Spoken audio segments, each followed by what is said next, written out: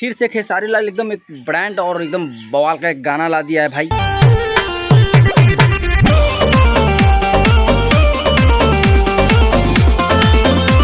तो आप सब स्क्रीन पे पहले देख रहे होंगे वीडियो जो चल रहा है, जिस गाने के बारे में बात करूँ भाई, ग्लोबल म्यूजिक जंक्शन से एक टीजर लॉन्च कर दिया गया है।